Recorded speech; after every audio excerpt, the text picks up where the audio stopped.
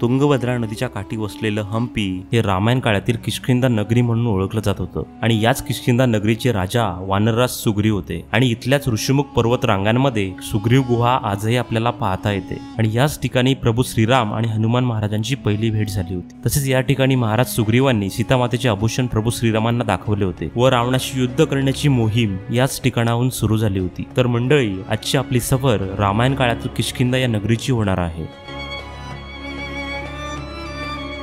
तर मित्रांनो, आता आपण जातोय आदिशक्ती दुर्गा माता मंदिर। हे दुर्गा मातेचं मंदिर आहे, तिची जी मूर्ती आहे ती खूपच जुनी आहे, म्हणजे रामायण काळातील ती मूर्ती आहे। लिहिलं बघा, अंजनाद्री पर्वत आहे आणि पंपा सरोवर इकडे आहे या बाजूला, आणि इकडे अनागोंदी जो विलेज आहे या बाजूला, त्या विलेज कडे जाताना हे मंदिर आहे।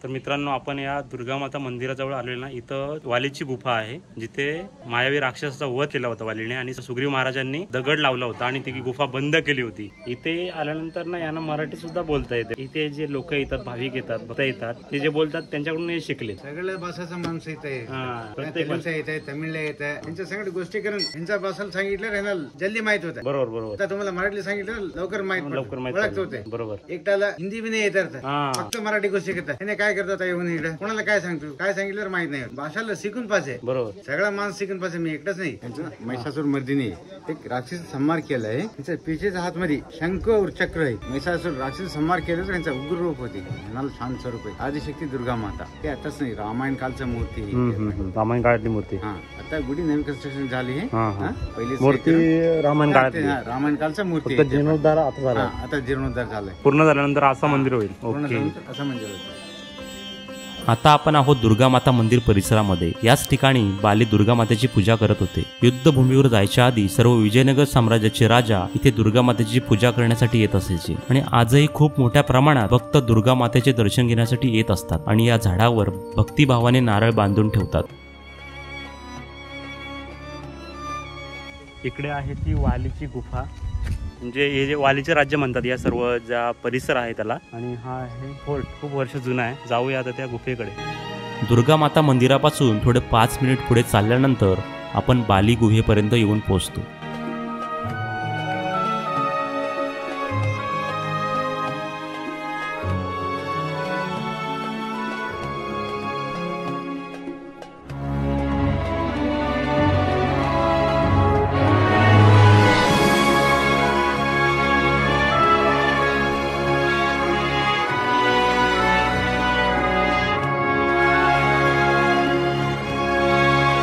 मित्रांनो, अनागुंदी इथं बोर्ड लावलाय, रस्ता आहे तो जाण्यासाठी नदीकडे। तिथे ज्या पवित्र वास्तू आहेत त्या काळच्या काही वास्तू आता नदीमध्ये गेलेल्या आहेत, जमिनीमध्ये गेलेल्या आहेत, तरी सुद्धा ते आपल्याला आता पाहायला मिळतात आहे आणि कार्विंग केलेली आहे दगडांमध्ये, ती तुम्हाला दाखवतो तिकडे गेल्यानंतर। चला, आता आपण आलोय अनेगोंदी गावातील चिंतामणी मंदिराच्या परिसरामध्ये।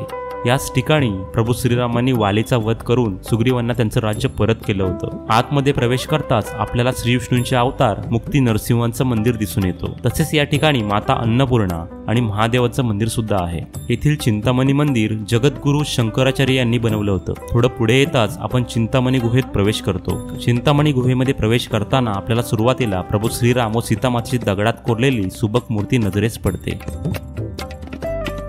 आणि थोडं पुढे गेल्यानंतर नैसर्गिकपणे बनलेल्या या हजारो टन वजनाच्या खडकांमध्ये गुहेत पोहोचतो। बाली महाराजांना मिळालेल्या वरदानामुळे त्यांना समोर युद्ध करून कोणीच मारू शकत नव्हतं। तर याच चिंतामणी गुहेमध्ये प्रभू श्रीराम व लक्ष्मण, सुग्रीव व हनुमान महाराजांनी युद्ध सुरू करण्यापूर्वी बालीला हरवण्याची मोहीम आखली होती।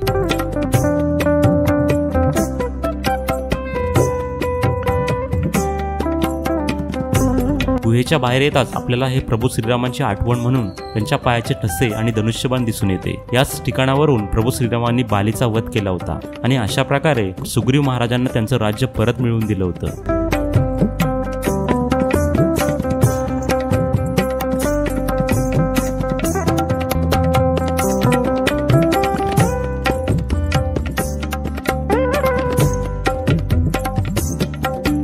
हे जे गाव आहे अनागोंदी विलेज, हे राजा कृष्णदेवराय जो आहे या साम्राज्याचा जो मेन पॉवरफुल राजा होता आणि त्यांनी सर्व जे उत्खननातून सर्व बाहेर आणलं किंवा जी मंदिरं बांधली, रामायणाशी रिलेटेड सर्व जे काही आहे ते उत्खननातून बाहेर आणलं। त्या राजाचे वंशज या गावामध्ये अजूनही राहतात आणि त्यांच्या समाध्या वगैरे आहेत त्या गावामध्ये आहेत। बघा कसे दोघे जण पोहतात इथे.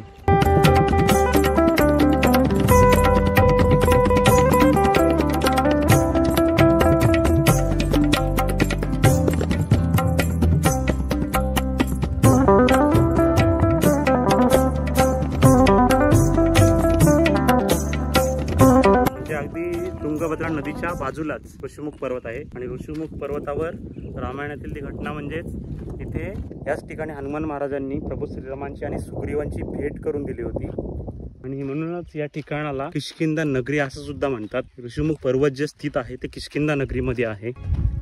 ऋषीमुख पर्वताच्या या भव्य हजारो टन खडकांमध्ये सुग्रीव गुहा आहे आणि याच गुहेमध्ये महाराज सुग्रीव आपल्या साथीदारांसोबत राहत होते आणि मातंग ऋषींचा श्राप असल्यामुळे बाली महाराज ऋषीमुख पर्वतावर कोणत्याही गुफेत जाऊ शकत नव्हते.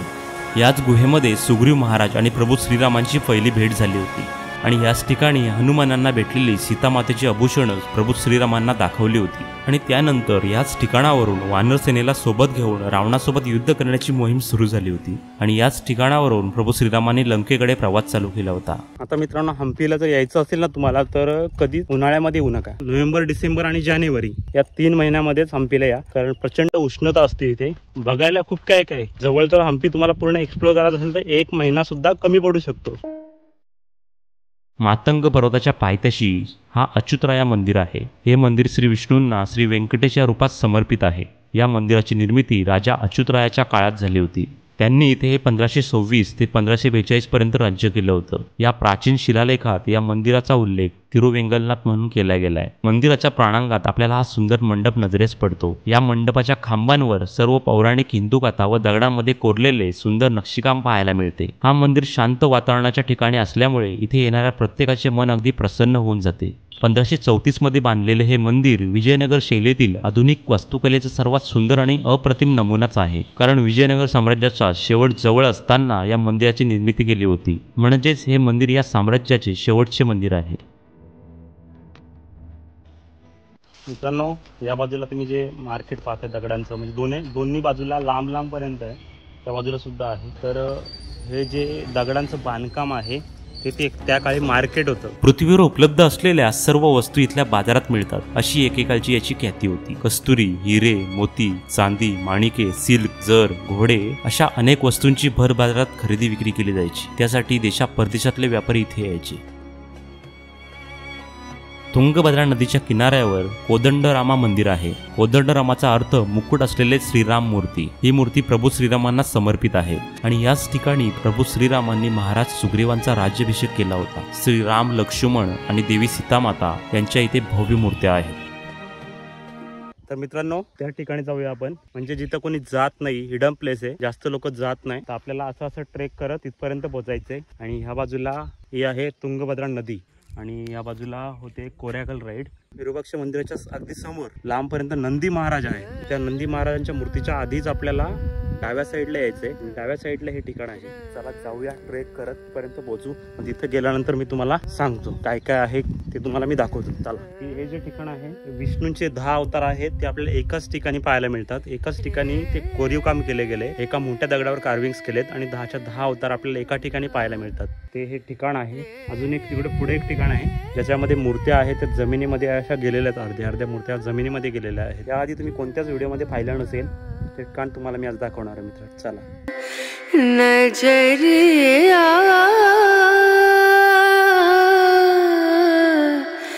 लागे नहीं कहीं ओ नजरिया. इथे आल्यानंतर असं वाटतंय पूर्ण जो इतिहास आहे या दगडांमध्ये उरला गेलाय.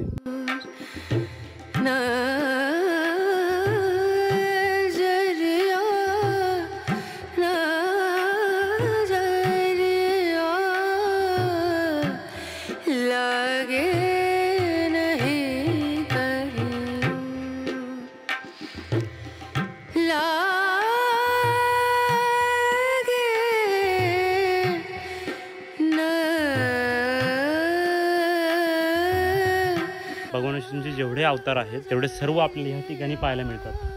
छानपैकी मोठ्या दगडामध्ये कार्विंग केलेली आहे.